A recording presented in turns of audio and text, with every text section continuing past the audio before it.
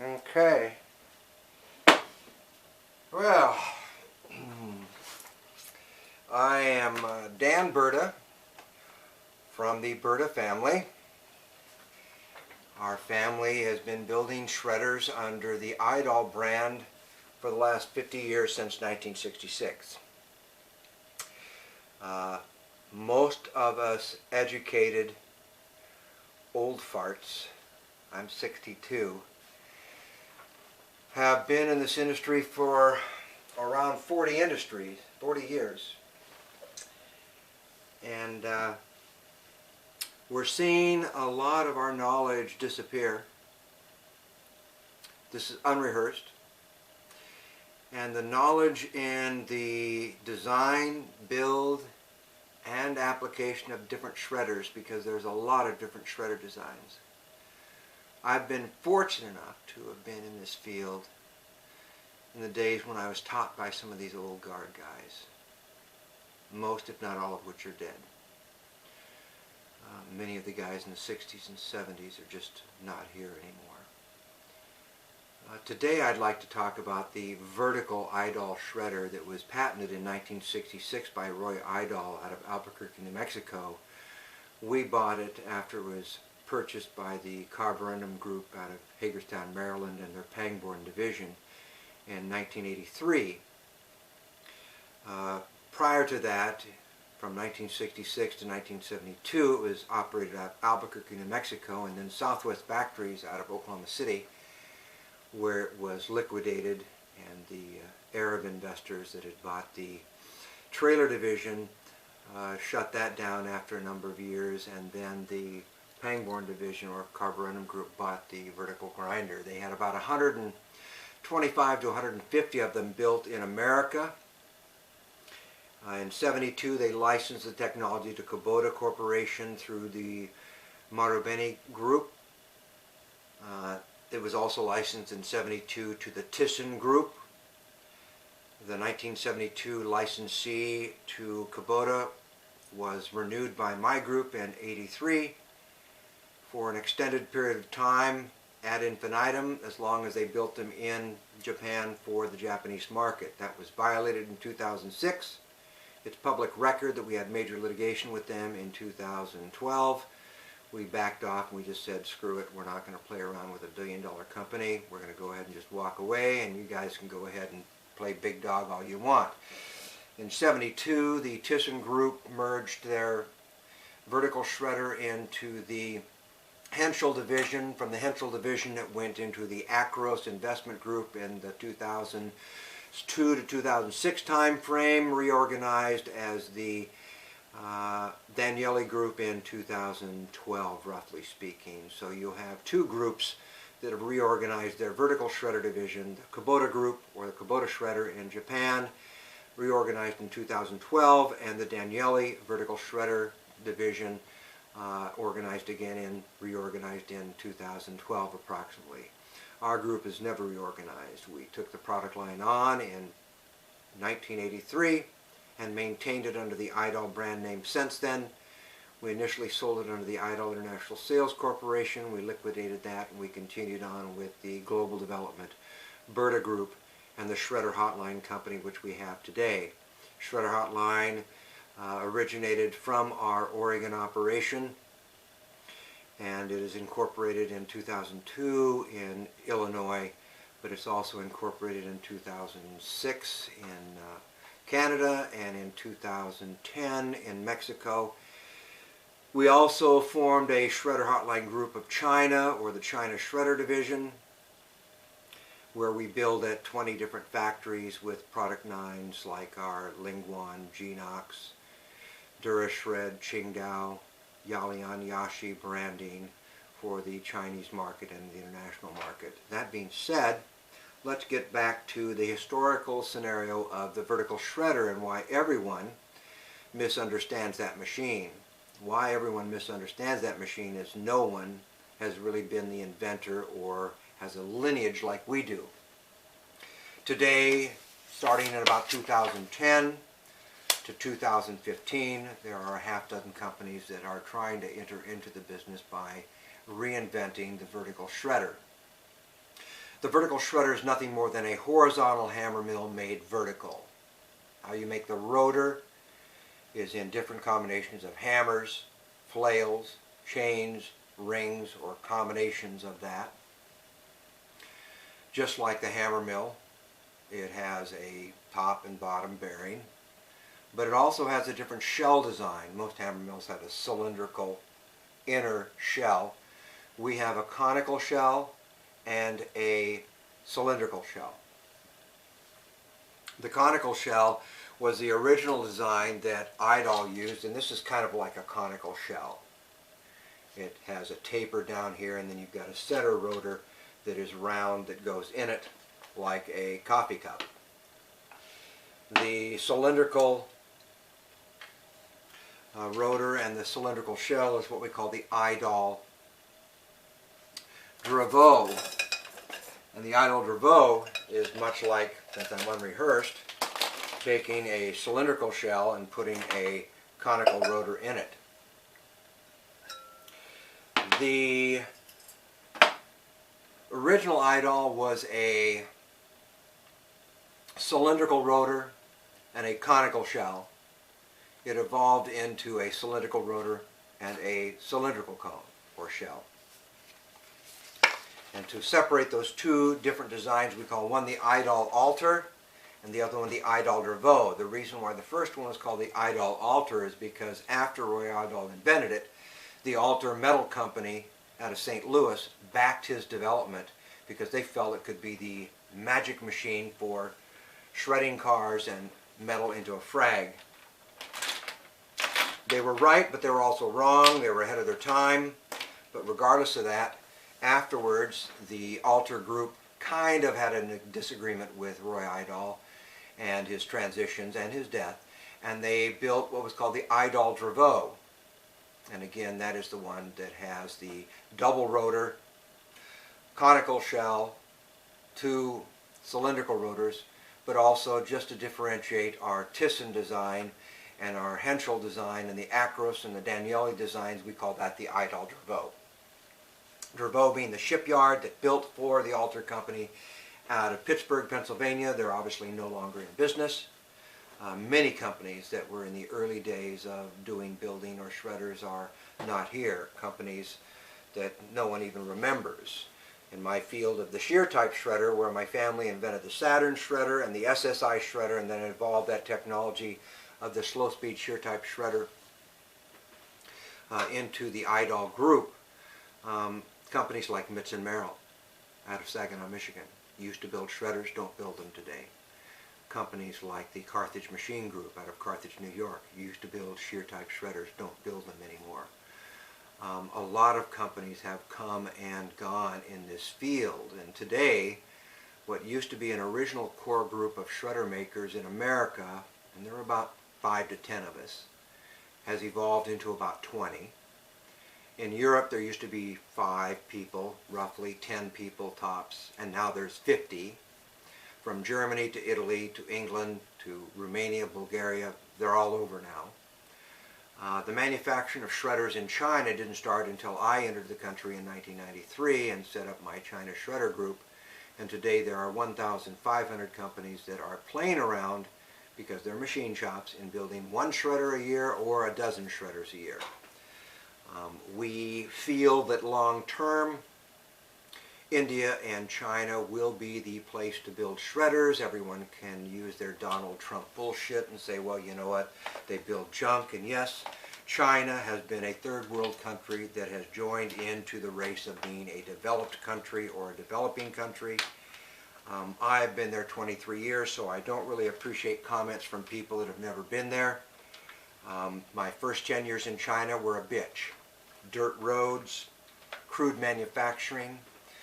When they finished their interstate commerce system in 2002 to 2004, then everything started to really change. And in 2009 to 2010, it really changed, where I could build a decent shredder in China that would come close to an American or German-made machine. Today, I challenge anyone to meet me face to face, and don't talk about the past of, well, someone bought a Chinese shredder in 2002. Someone bought a Chinese shredder in 2010. Someone even bought a Chinese shredder today and it's junk. Well, guys, if you don't buy from a reputable company in China, which is generally speaking my company, or other companies like Zerma, German-made company, SID, German company, making in China. There are a number of companies that are in there that you don't realize are making their shredders in China, buffaloing and bullshitting their way into making you think that they have a German-made shredder or an American-made shredder, including companies like SSI. And if you check the Pandiva import records, you will find out that SSI is importing a significant number of components from Japan and Korea and hidden components from China. Check it out on your own. But right now, I have no time at the age of 62 for bullshit. Just straight facts. Then you've got the Saturn Group. Now, Saturn, which is now called the Granutech Saturn Company, was invented by my family in 1972 under the Saturn Manufacturing Company, which we still own and operate. It's basically a shell company, but that being said, we still have the Saturn brand. Then after we sold that to the Mack Corporation in Dallas, Texas, which transferred it in ownership to the Granutech Saturn Group in the 1990 time frame, 10 years after we sold it, we formed SSI, Shredding Systems Inc. Now, Shredding Systems Inc. had Shredding Systems International and Shredding Systems Inc. Shredding Systems Inc. was for domestic manufacturing of shredders. Shredding Systems International was for the international manufacturing, because at the time I could not compete against Saturn. So we formed, or I had formed SSI before I left Saturn, anticipating and setting up as a Saturn distributor, and when I came back in 1983 I fired it back up. Voila! Now we have Saturn and SSI in the shear type shredder business, and a quiet company that is still quite big in the industry at that time, which was called ShredPak. ShredPak was another slow speed shear type shredder company that actually formed itself in 1972, was sold in 1980, and henceforth went through 23 different owners. In 2009, 2010, we acquired the ShredPak branding from the Kazmarek family after Al Kazmarek, at the age of 90, passed away. My father passed away in 1986, or in 2006, at the age of 82. And so the lineage of the Saturn brand has followed through with me, the second generation Burda, as well as the SSI brand. And although there's confusion over who SSI is, there's technically two SSIs. The original SSI that Dan Burda formed, and the SSI International that Dan Burda also formed. I divested myself of any relationship with the Shredding Systems Inc. boys in Wilsonville, Oregon, where my family originated their operation. They are competitors to ours. They use our design. In fact, in litigation, it was proven they actually stole drawings from Saturn to start their product line after I left the organization. That being said, you also have the Columbus McKenna Group, which is the old Holman particleizer out of California. That was an early patent. That is owned by the Columbus McKenna Group. You have the Berkeley Roto shred people that fired up from some of the original semblances of the Holman Group and make what's called the Berkeley Roto shred, which is a very similar machine to the Columbus McKenna Holman machine. They specialize mainly in tire recycling. ShredPak, after I took it over in 2010, is a brand with about 8,000 clients. Saturn is a brand with about 8,000 clients. SSI is a brand with about 8,000 clients. And all the other brands that we've inherited or purchased.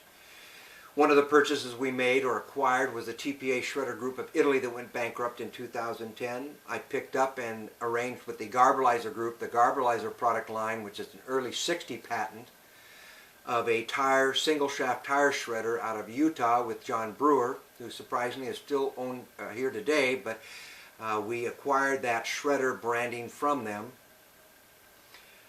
We picked up the Coates patent and purchased that from the Hennessy Group out of Laverne, Tennessee. So we're the lineage owners of a number of major patents and technologies that go back to the Farrell patent, which my father purchased, which was one of the first downstroke pie type cutter machines to process tires. as well as the Voights Manufacturing Company that was in Streator, Illinois, where I was located with our offices from 2002 to 2006. When he passed away, we took over the Voights product line of the tire slitter and tire debeater.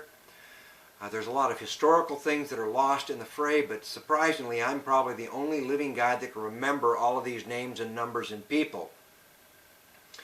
You have the Jordan Shredder Group out of Alabama that basically is a spin-off of the Marathon Reduction Technologies Spread Pack Group. You have Shred Tech that was a licensee of the Shred Pack Group, and the Shred It Group of Canada, which is also a recipient of the Shred Pack technology. So when you go through the lineage of shredder groups, sometimes you have to go to the very beginning of the pyramid. Pyramid 1, horizontal hammer mills, the Newell family, the vertical shredder, the EIDAL Burda family, and I think I said the horizontal was the Newell family. The rasper. The rasper was invented in 1925 and was pioneered and further produced by the Shred Pack Company in 1980.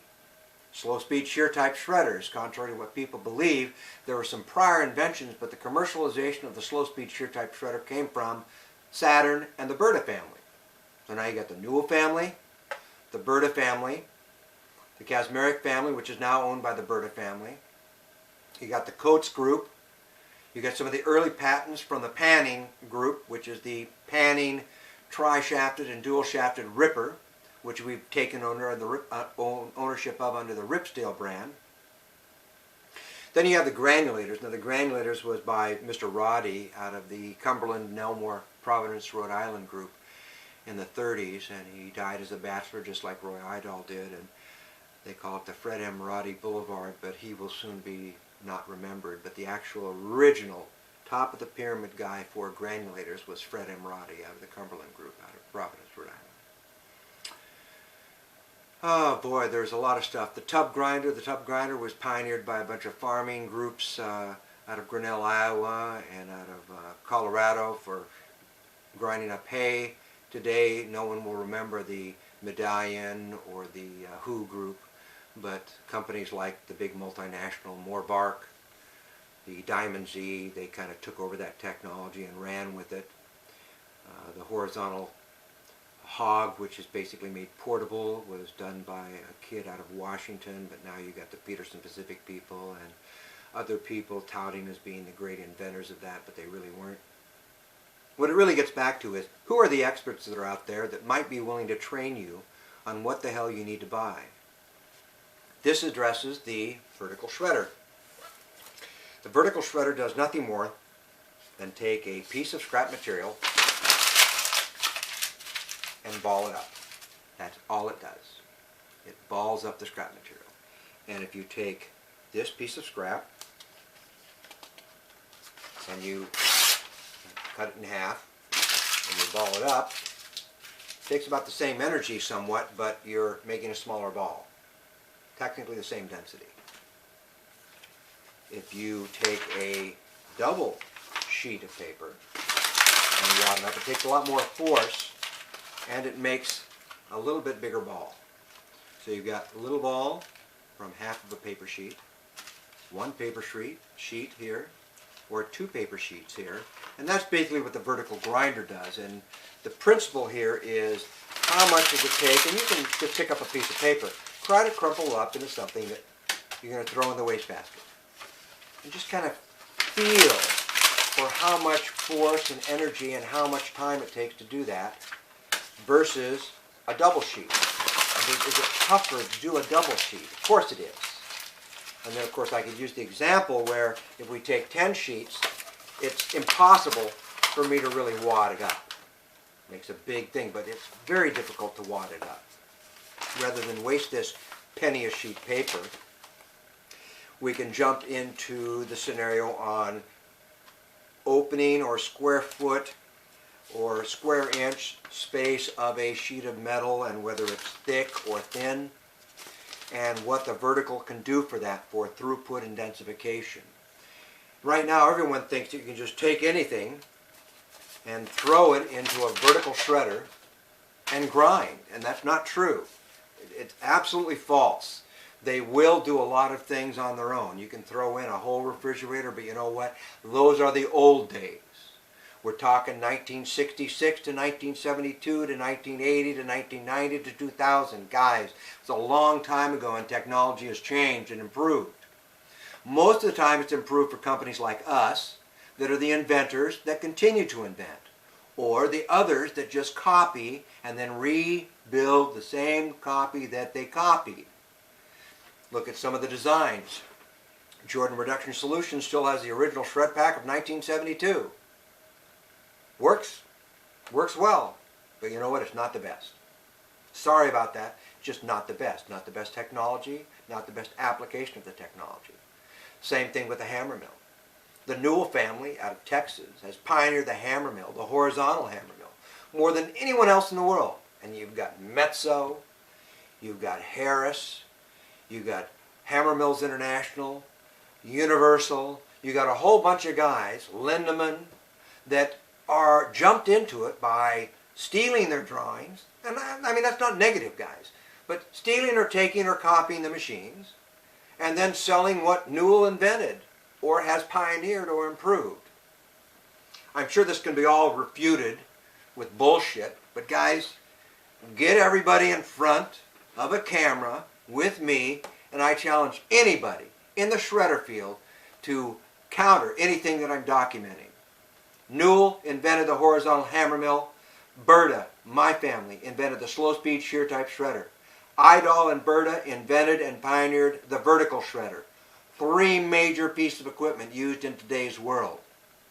And we've got the rasper, we've got the single shaft grinder, we've got a whole bunch of different things that are used also, and we are involved in that because we build every shredder that is in the solid waste industry that is needed by the industry to process waste materials. From plastic to tires, to steel, to pallets, we have machines that can do everything.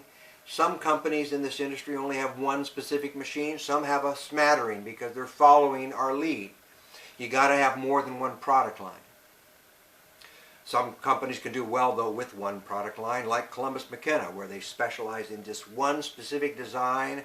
They tout it as being the best. Whether or not it's the best, truthfully, I don't care. I refute that. I dispute it. But regardless of that, that's their game plan. Fancy brochures, sorry, go to a company that's backed by an industrialist or by an institutional investor or by stock, and you can buy from a fancy company with fancy brochures. That doesn't mean you'll get the best product.